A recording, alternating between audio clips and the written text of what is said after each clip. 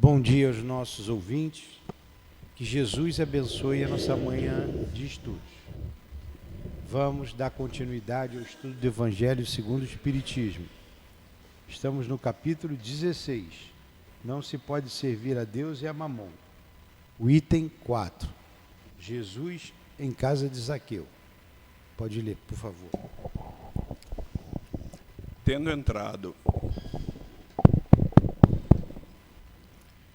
entrado em Jericó, Jesus atravessava a cidade. Havia ali um homem chamado Zaqueu, chefe dos publicanos e muito rico, que, tendo vontade de ver Jesus para conhecê-lo, não conseguia por causa da multidão, pelo fato de ser de estatura muito baixa. Então, correu adiante e subiu em um sicômoro para vê-lo, pois Jesus deveria passar por lá. Chegando àquele lugar, Jesus dirigiu seu olhar para o alto e ali o viu, e disse-lhe: Zaqueu, desce depressa, porque é preciso que eu fique hoje em tua casa. Zaqueu desceu rapidamente e o recebeu com alegria. Vendo isso, todos murmuravam, dizendo: ele foi hospedar-se em casa de um homem de má vida. Entretanto, Zaqueu, pondo-se diante do Senhor, lhe diz: Senhor, eu dou aos pobres a metade dos meus bens, e se causei danos a alguém, seja no que for, eu lhe restituirei 4 vezes mais.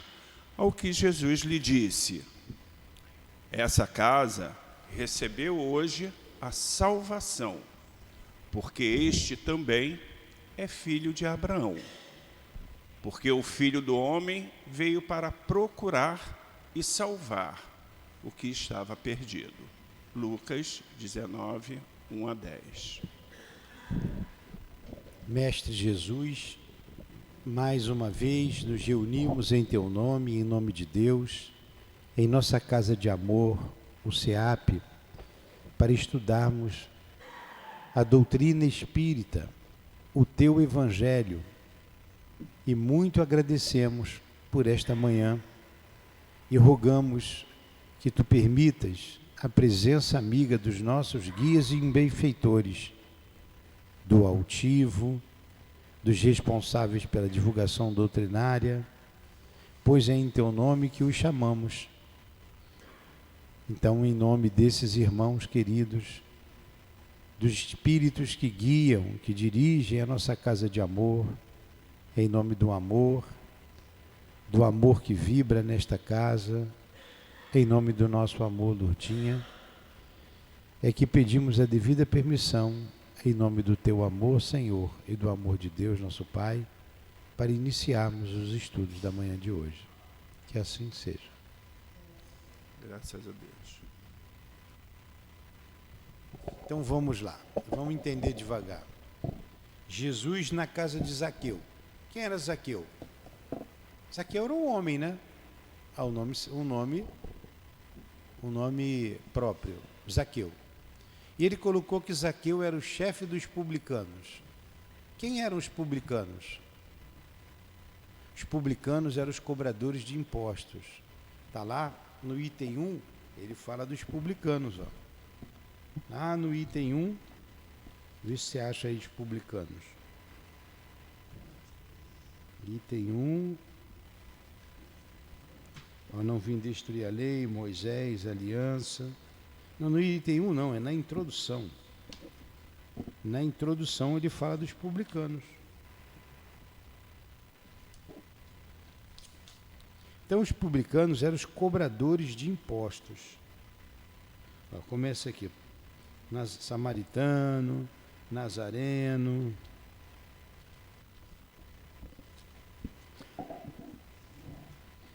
Fariseu, publicanos, ó. Lê aí, pode ler. Quem eram os publicanos? Está na página 34.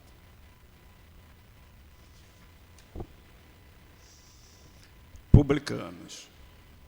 Assim eram chamados na Roma Antiga os cavalheiros arredentários das taxas públicas, encarregados da cobrança dos impostos e das rendas de toda a natureza, fosse na própria Roma, fosse em outras partes do Império.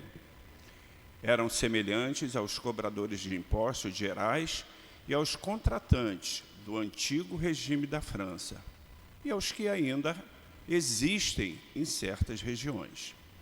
Os riscos que corriam faziam com que fechassem os olhos às riquezas que, muitas vezes, eles adquiriam e que, para muitos deles, eram o produto de cobrança e de benefícios escandalosos. Mais tarde, o nome publicano se estendeu a todos aqueles que tinham a administração do dinheiro público e aos agentes subalternos. Atualmente, esse nome é mal interpretado e serve para designar os financistas e agentes de negócios pouco escrupulosos. Algumas vezes se diz ávido como um publicano, rico como um publicano, em relação a fortunas de origem duvidosa. Os que os judeus aceitaram com mais dificuldade durante a dominação romana e o que mais irritação causou entre eles foi a cobrança de impostos. Esse fato originou muitas revoltas e se transformou em uma questão religiosa, pois a encaravam como contrária à lei. Formou-se até um partido poderoso, à frente do qual estava um certo Judas, chamado Gaulonita, que tinha como princípio o não pagamento dos impostos. Os judeus, portanto, tinham horror a essa cobrança e a todos aqueles que eram encarregados de efetuá-la. Daí a sua aversão pelos publicanos, de todas as categorias, entre os quais podiam encontrar-se pessoas muito estimáveis, mas que, em razão das suas funções, eram desprezadas, assim como aqueles que relacionavam com eles, todos merecedores da mesma reprovação. Os judeus distintos acreditavam que se comprometiam se tivessem relações de intimidade com eles. Vocês viram? Vocês prestaram atenção? Claro que não, né? Está aí andando, levantando. Vocês vieram lá de fora, vai beber água agora? Quando entrar aqui, só sai se tiver muito apertado. Senão, aí levanta, distrai todo mundo e me atrapalha. Então vamos lá. Ele está falando aqui dos publicanos, eram os cobradores de impostos. Ninguém gostava de pagar imposto. Depois a gente vai chegar no Zaqueu. Vocês gostavam de pagar ali a milícia? A milícia, quando estava ali, não cobrava dinheiro de vocês? Cobrava, abria um comércio, cobrava. Não é isso? Pois é. Gás tinha que comprar com eles, senão... Vocês gostavam disso? Ninguém gostava. Ninguém gostava de pagar dinheiro para a milícia. Gostava? Não. E quando não pagava, eles lá faziam a lei deles. É a mesma coisa com os publicanos. Da mesma maneira que vocês não gostavam dos milicianos, que estavam com vocês na comunidade, né? Estou falando da comunidade aqui perto, que saíram, entrou um outro grupo de traficantes que vocês também não gostam, né? Estão lá. Vocês vejam que degradação moral estamos vivendo hoje em nossa sociedade, né? Como se tudo fosse normal, né? Então, o publicano era aquele que arrecadava o imposto. Quando os camaradas ali levavam o dinheiro do comércio, Qualquer coisinha que abrisse, levava o dinheiro, ficava na mão deles ou ele levava para o chefe? Levava para o chefe, não é? E o chefe é que distribuía e tinha ali a maneira dele ganhar o dinheiro dele ali, explorando a comunidade. Exploravam a comunidade. Os romanos eram aqueles que dominavam as cidades, os países, e colocava lá a administração deles para cobrar imposto. Por isso que eles eram muito ricos. E como eles não queriam se desgastar, botar um soldado romano, alguém para ir de casa em casa cobrar imposto do pessoal, eles usavam o próprio povo lá, os judeus, e tinha uma categoria chamada publicanos. Eram eles que cobravam imposto. Então batia na casa da dona Geni e pedia, olha, o imposto é R$50. Ela, que absurdo, brigava e cobrava o que eles queriam. E tinha que pagar. Senão eles entregavam para os romanos. Aí os romanos davam o jeito deles. É a mesma coisa, tinha que pagar, senão entregava lá para o chefe. E o chefe mandava dar o jeito dele. E a população detestava os cobradores de impostos, detestavam. A ponto de nem falar com eles, porque se alguém visse eles conversando entre si, eles achavam que estavam sendo corrompidos, estava com gente de má vida. Enfim, eles eram detestados, ninguém gostava deles e nem falavam com eles. E eles se isolavam. Tinha a riqueza deles, porque eles faziam assim, ó, o imposto da casa da Geni, hoje você vai cobrar R$100.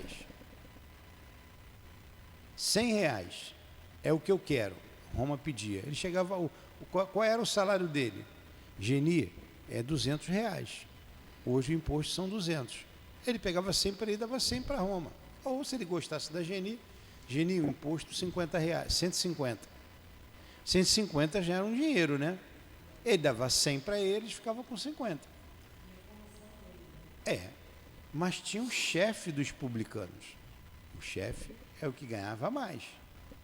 Os outros arrecadavam e levavam para o chefe. O chefe distribuía, mandava o imposto para Roma, então ninguém gostava de pagar. Até hoje mesmo, o imposto é algo abusivo. Aqui no Brasil é abusivo. É porque vocês não pagam imposto de renda. Quem paga imposto de renda sabe o quanto é abusivo o imposto de renda. É um dinheiro que você dá para o governo, que deveria ser revertido para a população, mas a gente vê um desvio enorme aí de verba. Esse dinheiro deveria retornar para a saúde, para a educação, e a gente está vendo como está a saúde no nosso país, como está a educação no nosso país. Deveria voltar para a população.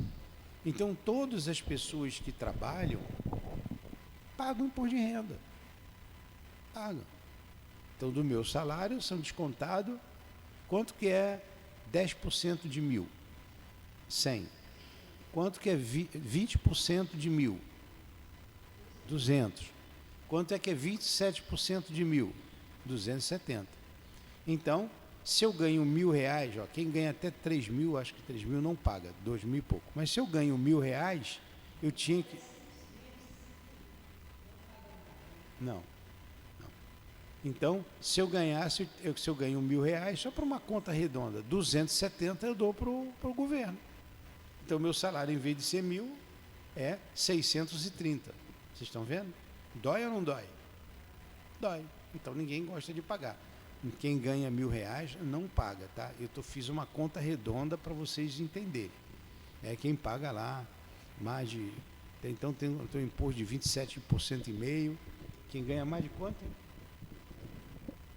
Não sei.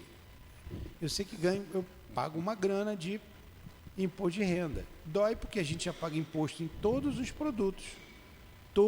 Quem compra açúcar paga imposto, toma café paga imposto. Você paga imposto de tudo, arroz, feijão, carne, né? Tudo está em imposto embutido. E quem paga imposto de renda paga duas vezes, paga o imposto embutido e paga lá, desconta no seu salário. Então, era assim naquela época, era pior ainda. E eles não gostavam dos cobradores de impostos. E Jesus veio para quem? Para quem que Jesus veio?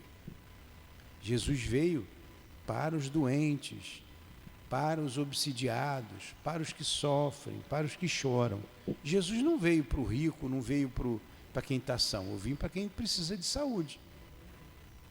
E Zaqueu era baixinho, diz que a estatura dele era baixa, né? Ele subiu numa árvore, sicômoro, como está ali, vocês leram, é uma árvore, para ver Jesus passar. Jesus viu Zaqueu de longe. Zaqueu, desce depressa, que hoje eu vou na sua casa.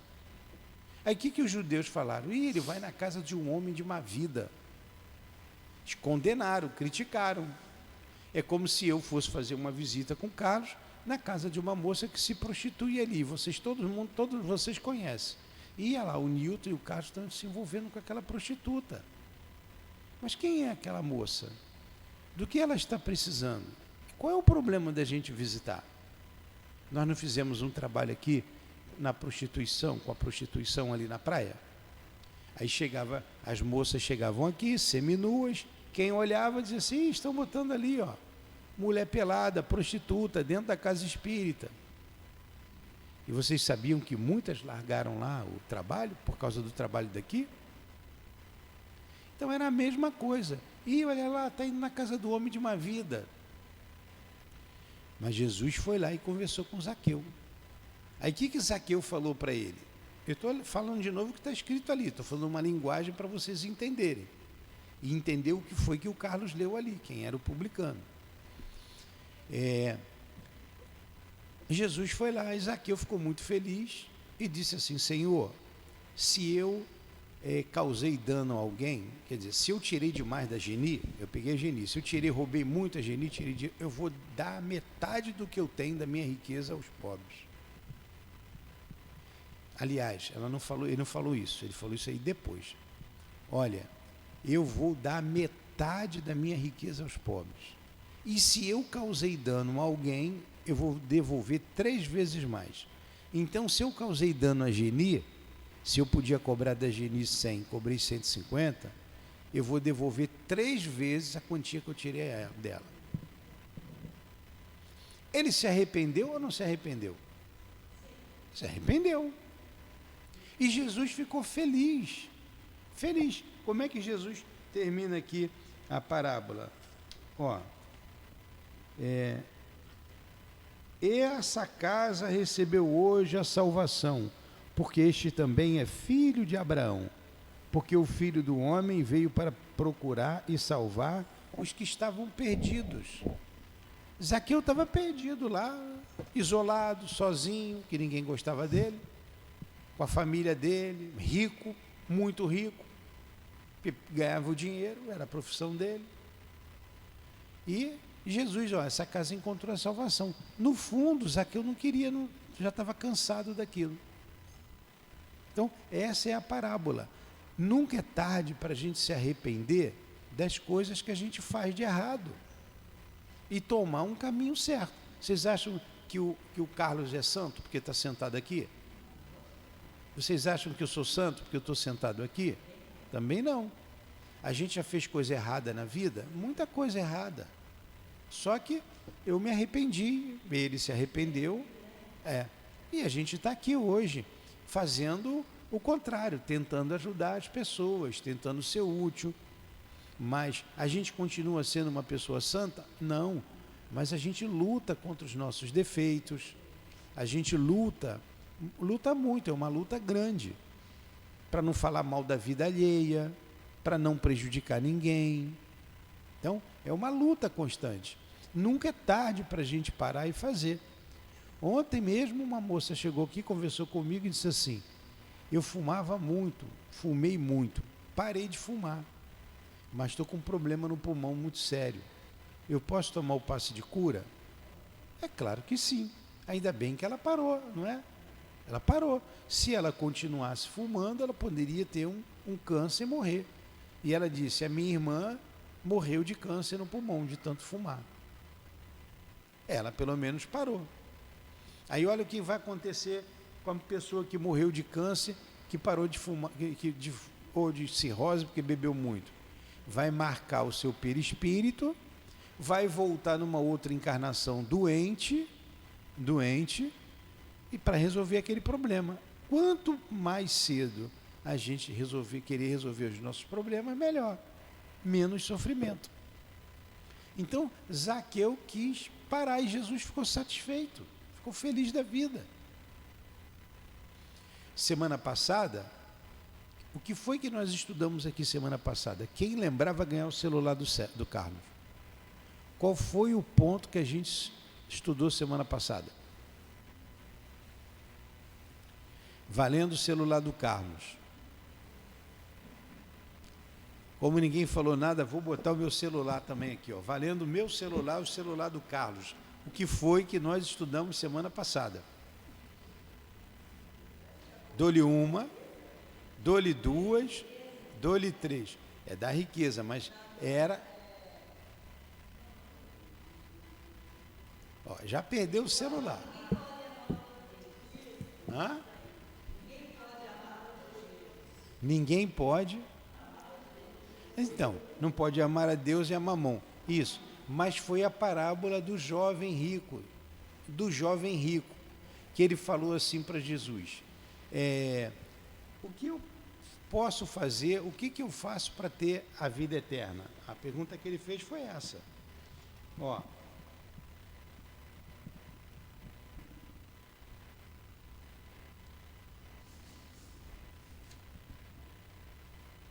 É isso aí, vocês falaram o caminho certo, mas deixa eu ver a pergunta que ele falou. Bom mestre, que bem devo fazer para adquirir a vida eterna? Aí Jesus disse assim, por que me chamas bom? Bom é o Pai que está no céu. Se quiseres ter a vida eterna, aí ele fala lá os mandamentos. Ó, se queres entrar na vida, cumpra os mandamentos. Aí o jovem pergunta, mas que mandamentos? Aí Jesus fala, não matarás, não cometerás adultério, não furtarás, não prestarás falso testemunho, honrará teu pai e tua mãe e amarás o teu próximo como a ti mesmo. O que o jovem respondeu? Eu tenho feito isso desde a minha juventude, eu sempre fiz isso. Então a gente vê que o jovem era muito virtuoso, ele tinha muita virtude, ele tem virtude aqui que a gente não tem. Aí Jesus olhou para ele, analisou bem ele e disse assim, se queres ser perfeito, né? Como é que ele botou?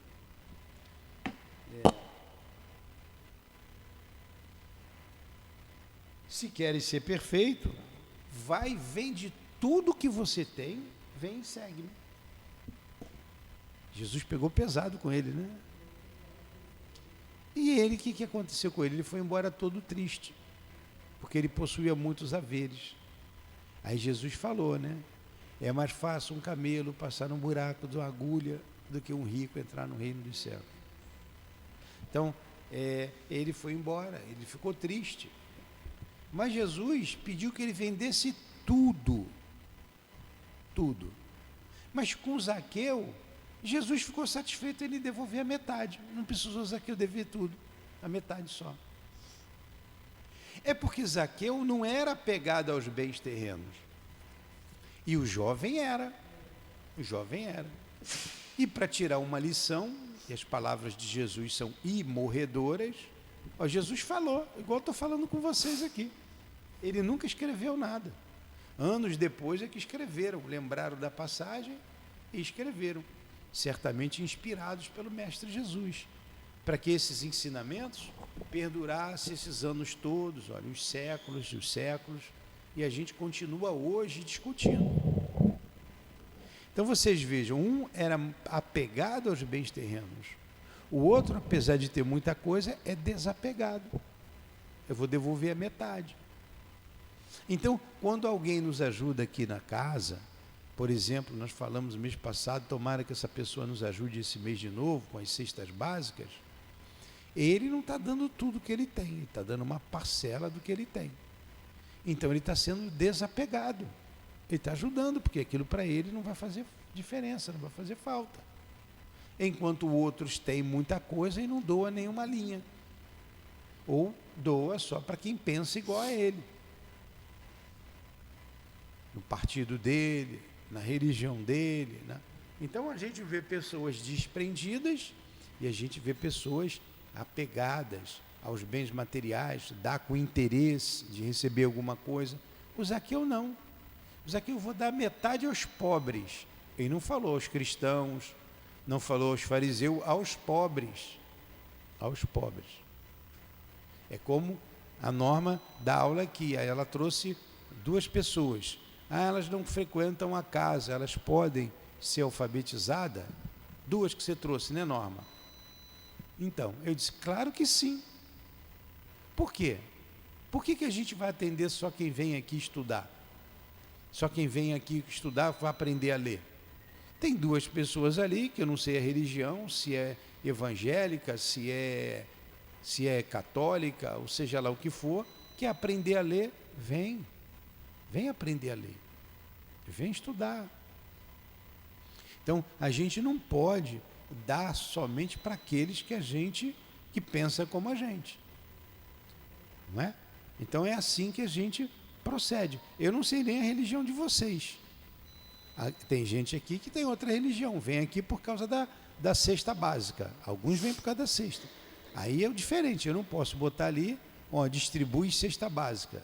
Aí vai vir 1 milhão de pessoas e ainda vai faltar cesta. Então tem que estudar, precisa frequentar a casa, né? Precisa compreender os nossos propósitos. Aí a gente vai fazendo o que pode. Então Zaqueu agiu dessa forma. Vou distribuir aos pobres. E se eu causei dano a alguém, eu vou retribuir.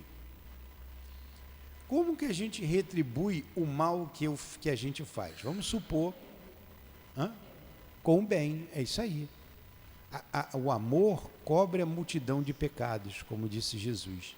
Então, se eu fiz o mal a alguém, seja lá o mal que eu fiz, vamos trabalhar. Eu fiz o aborto. Um aborto é um crime. Eu matei alguém. Matar alguém é um crime. Eu roubei alguém. Roubar alguém é um crime. Eu roubei. Eu matei. O aborto também eu matei, né? Me arrependi. Adianta eu só me arrepender? Não adianta eu só me arrepender. Algumas pessoas, algumas igrejas, a pessoa se arrepende, é batizada, está salvo. Está salvo? E aí? E o que ela fez de errado? A gente precisa reparar o erro. Precisa reparar. Como que eu vou trazer a vida do outro que eu tirei? Não tem como eu trazer a vida do outro. Mas eu posso ajudar as pessoas na casa espírita, ensinando, alfabetizando, como a Norma está fazendo, dando passe, ajudando as pessoas, me dedicando, entregando a minha vida na caridade. Eu roubei, eu estou aqui ajudando, comprando um café para vocês tomarem um café, um pão.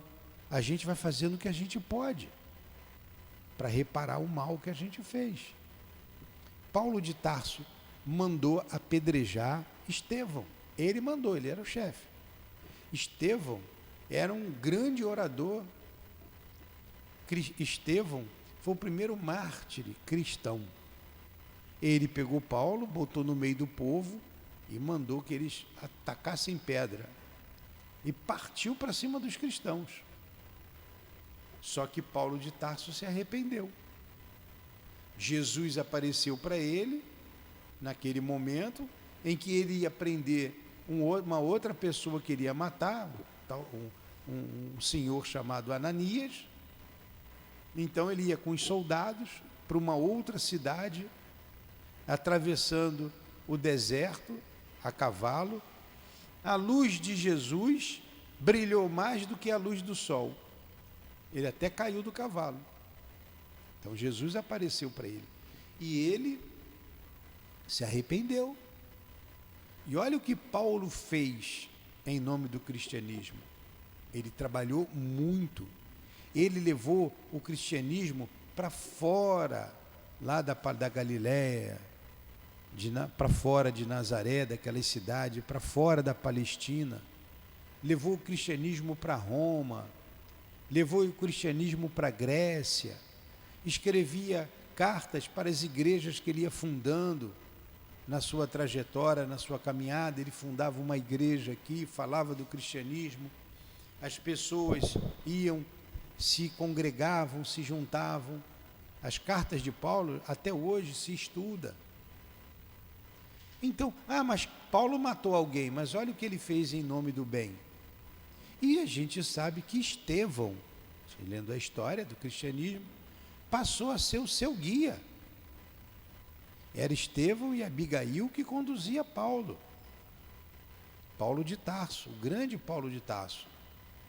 Um homem que não tinha medo de nada, um homem que tinha um conhecimento enorme. E Paulo também tinha uma família tradicional e rica, porque ele era um doutor da lei. Ele seria, como ele era jovem, intrépido, ele seria um fariseu muito importante. Ele largou tudo. Largou a família, largou a riqueza, ficou sozinho, abandonado, foi meditar, ficou 3 anos meditando no deserto, vendendo barraca para quem passava lá para descansar. Então ele passou a trabalhar, ele era um tecelão, trabalhava costurando barracas, consertando barracas, vendendo coisas para aquelas pessoas, para os beduínos que iam passando por ali, para aquela região do deserto.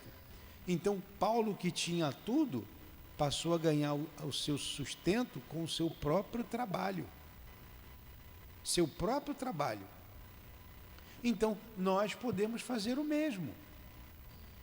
E mais, quando foi perguntado ao Chico o que ele achava dos criminosos, ele falou assim: olha, criminoso todos nós somos, até que sejamos descobertos.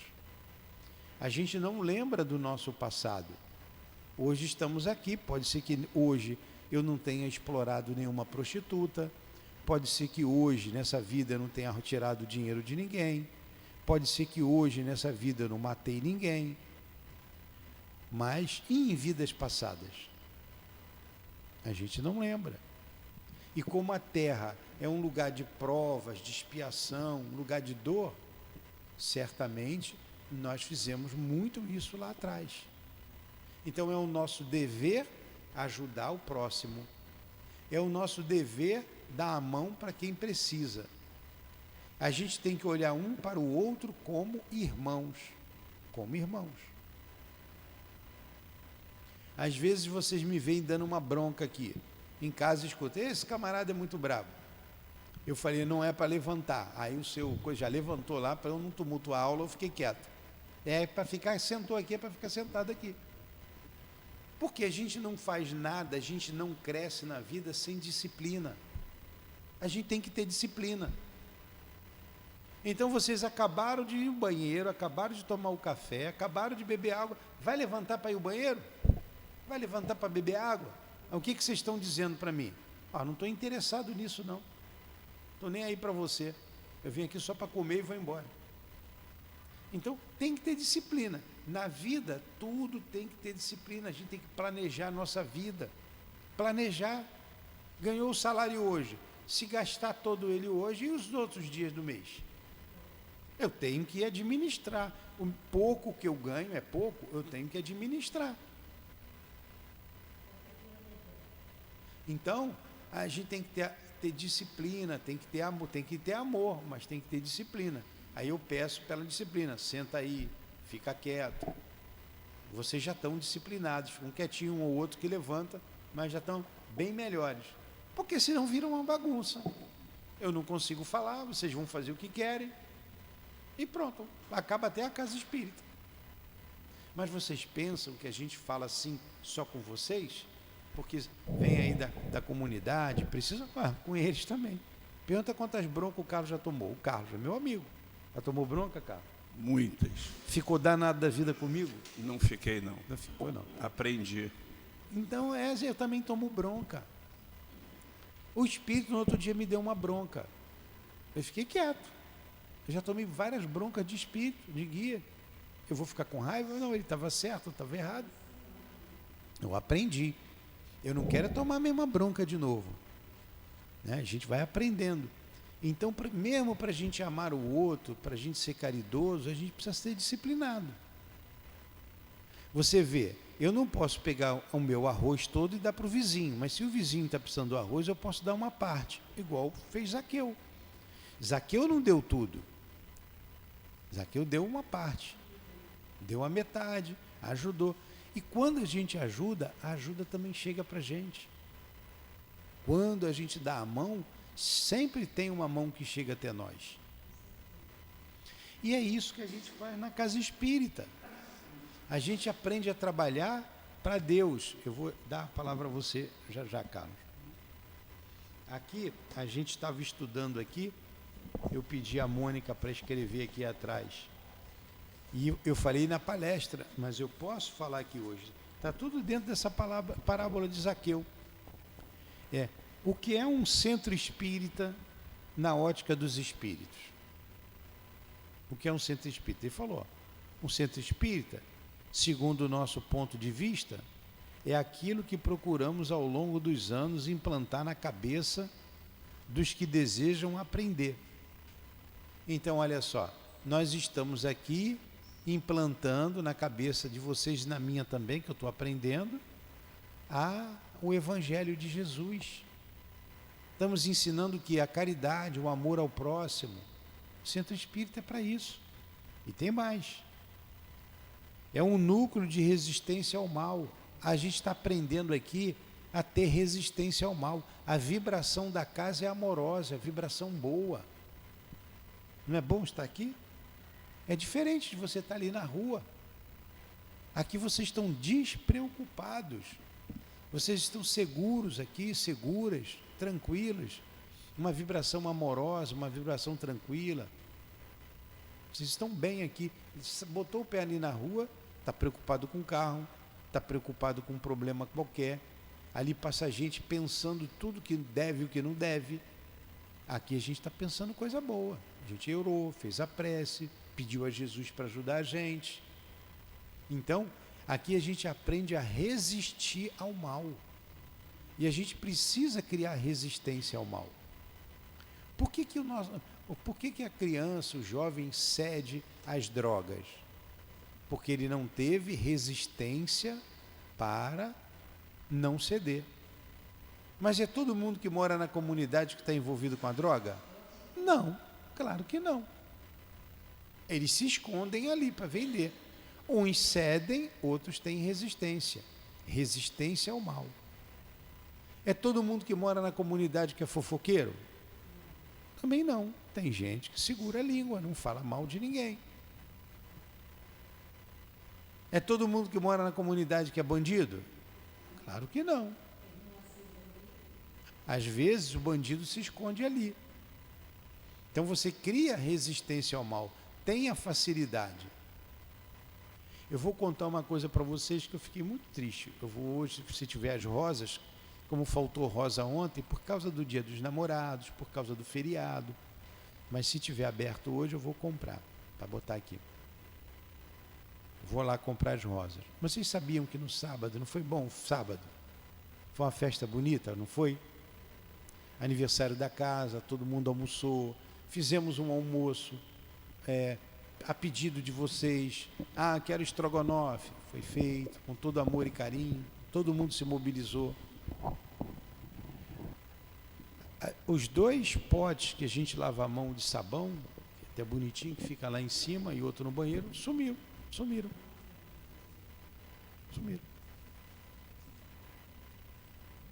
Não é triste isso? Não é falta de amor? Não é falta de consideração? Segunda-feira foi anteontem. Segunda-feira eu fui lavar a mão, falei, cadê o sabão daqui? Aí a Mara falou, seu Newton, levaram o potezinho de sabão daqui e do outro banheiro, dos 2. Vocês estão vendo? Imagine se isso aqui tivesse solto. No sábado estava todo mundo feliz, com almoço, nos reunimos. Foi alguém do sábado. Eu não estou dizendo que foi vocês, que foi da comunidade, pode ter sido o Carlos. Pode ter sido o Carlos, daí tem cara mesmo, né? Pode ter sido. Mas não é uma falta de amor, de consideração para com todos? Então, a gente vai aprendendo aqui na casa espírita com Jesus a amar o outro. Vocês querem ver, às vezes vocês reclamam, eu sei que isso é chato. Vai ao banheiro, tem que dar um pedacinho de papel higiênico, né? Ficar controlando ali. Mas se botar 10 rolos, some os 10. Some, desaparece. Coloca, vira, daqui a pouco. Seu Nilton, não tem. Aí não sou eu que me envolvo, é a Mara. Está faltando papel no banheiro. Mas como? Acabou de botar. Não, não tem. Vai lá, não tem. A gente fica triste por isso. Agora, não é por isso que a gente vai deixar de colocar, vai deixar de ajudar. Não é, isso aí é uma pessoa ou outra que faz. Então é uma minoria muito pequena. É uma minoria. Minoria muito pequena. É um pleonasmo, né? Mas é uma minoria. Mas faz. Olha, vocês querem ver? Isso aí tudo está dentro aqui da gente dividir, da gente usar. Os lápis estão ali para vocês escreverem. Ó. Eu botei ontem. Se eu não tirar o lápis dali, não fica nenhum. Já gastei mais de 1000 lápis ali. E é hoje, é o dia de hoje. Está ali, a caixinha está lá, que eu estou vendo. Ontem as pessoas usaram lápis, é para botar o nome, a gente bota o papel, bota o lápis, para a pessoa botar o nome, o endereço, para a gente rezar para aquele nome, para aquele endereço. Aí a pessoa me vai ali, leva o papel e leva o lápis para casa.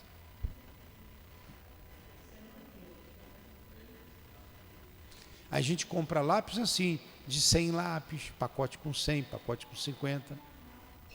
Então, aí se a gente botar ali, amarrar um barbante, eu acho tão feio ter que ficar amarrando um barbante no lápis para não levar. Então a gente tem que ter consciência. Essa caridade, esse amor tem que vir de dentro. Não é porque a gente está vendo que eu não vou fazer a coisa errada. Eu crio resistência ao mal assim. Ninguém está vendo, mas mesmo assim eu não vou fazer. Eu não vou largar o papel no chão. Ninguém está vendo, mas eu tenho a consciência de pegar o papel e botar no lixo. Isso é criar resistência ao mal. E a casa espírita é para isso, ensina a gente a criar resistência ao mal. Seria bom, vê se seria bom, na hora de vocês irem embora, eu fazer uma revista em todo mundo. Porque sumiu o meu relógio. Eu vou fazer resistência, eu acho isso tão desagradável, a gente não vai fazer isso. Não vai fazer isso. Mas tem lugares que fazem, não numa casa espírita, mas empresas fazem. Faz. Por que a empresa faz? Porque some. Agora, aqui a gente está aprendendo a criar resistência ao mal, para não ter que fazer isso. E mais, além do núcleo de oração, de resistência ao mal, é um trabalho a Deus, por Deus.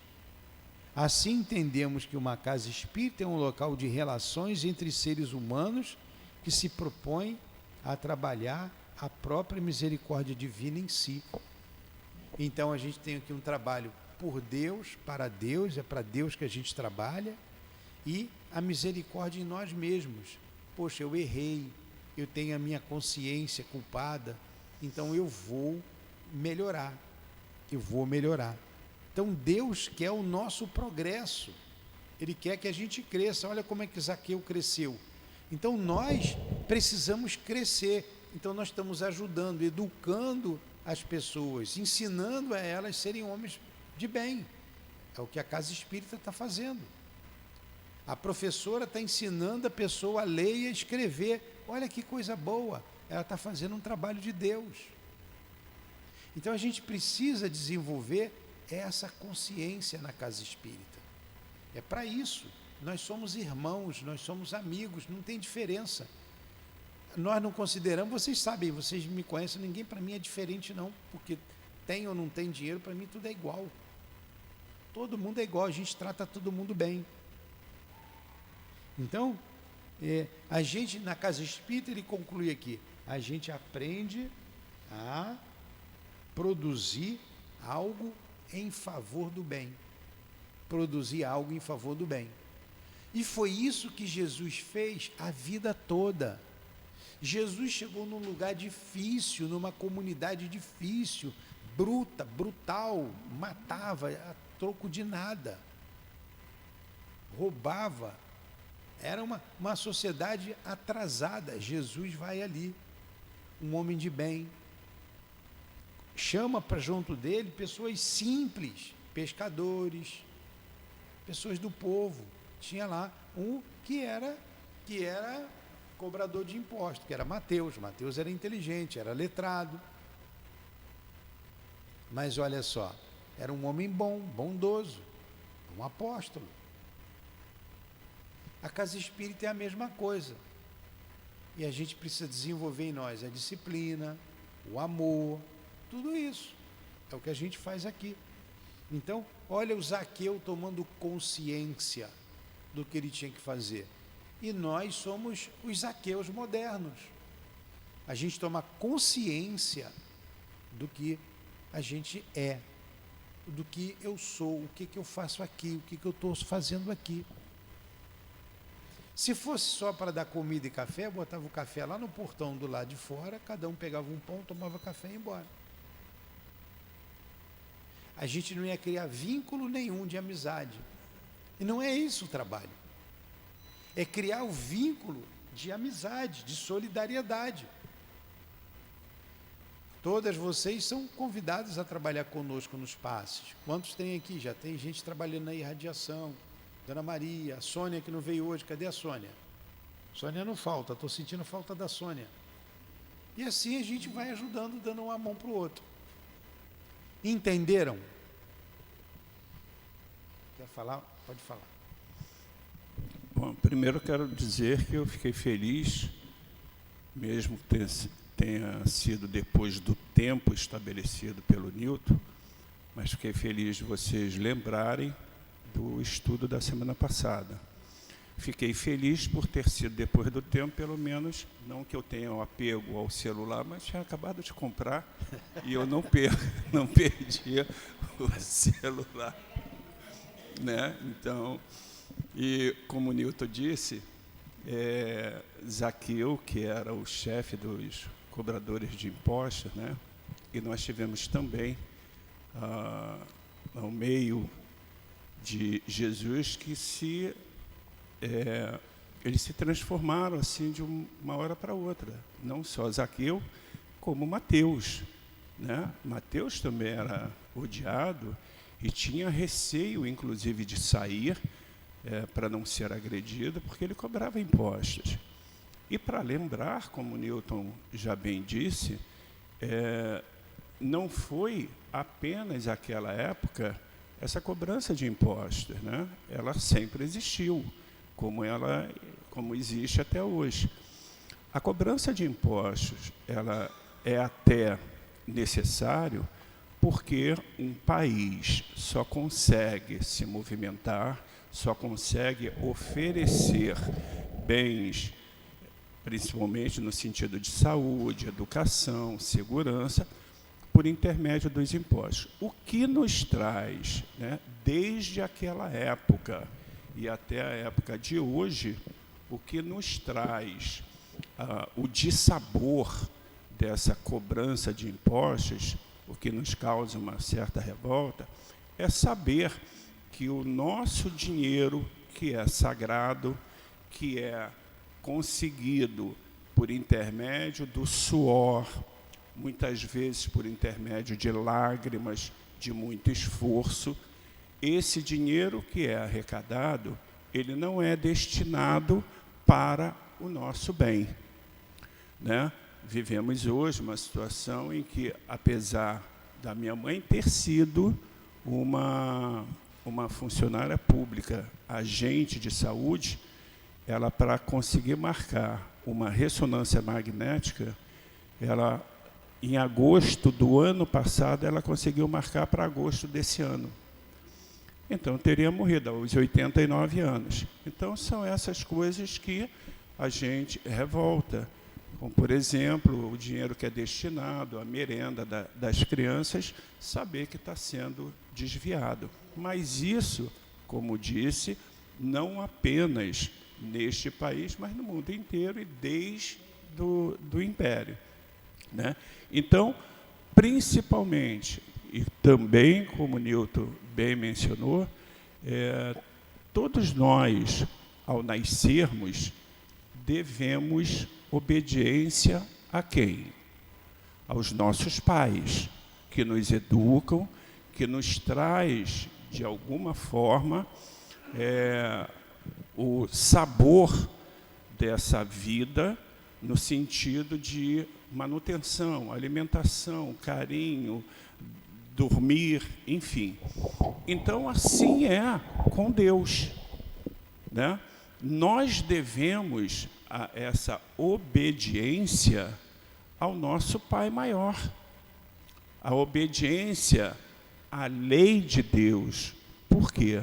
Porque é uma lei de amor.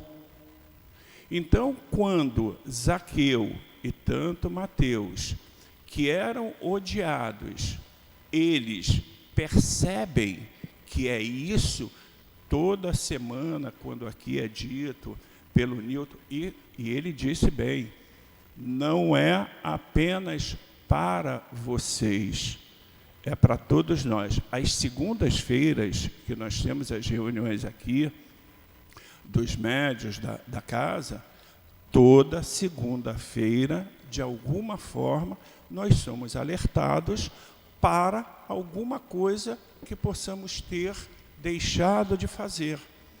Isso é dar bronca? Não, não é dar bronca. É mostrar a necessidade que se tem de uma casa séria, de poder transmitir isso para as pessoas. Porque se porventura não for dessa forma, correr, como diz no ditado popular, correr a Bangu, ninguém vai achar que aqui é uma casa séria. E todos nós sabemos que é uma casa séria. Por isso, a necessidade. Apesar de eu estar 33 anos na doutrina espírita, eu disse, só essa semana que nós estamos, eu disse a várias pessoas, há 5 anos foi quando eu botei os pés pela primeira vez nessa casa. Eu estou aqui há 5 anos e nunca mais saí.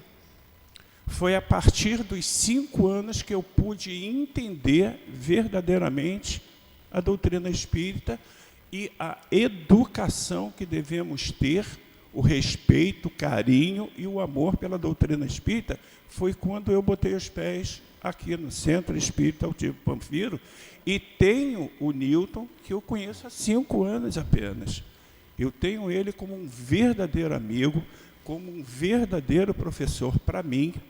Eu vou sempre responder para mim, porque eu tenho cuidado. Ele já pediu umas 30 vezes para que pessoas do próprio grupo, né, dos médios, que não coloque coisinhas de fora no WhatsApp.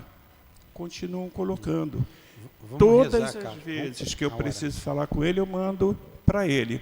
E aí eu quero aproveitar o ensejo, já que está sendo transmitido para todos, e pedir para que possa o CEO do Grupo Rão, do Sochirrão, pedir ao fundador do Grupo Rão e a todos os dirigentes que possam assistir a esse estudo, que possam se sensibilizar em poder fornecer aquilo que for possível, né, de alimentos aqui para casa, como a cesta básica, porque sei que é um grupo que atende a essas necessidades.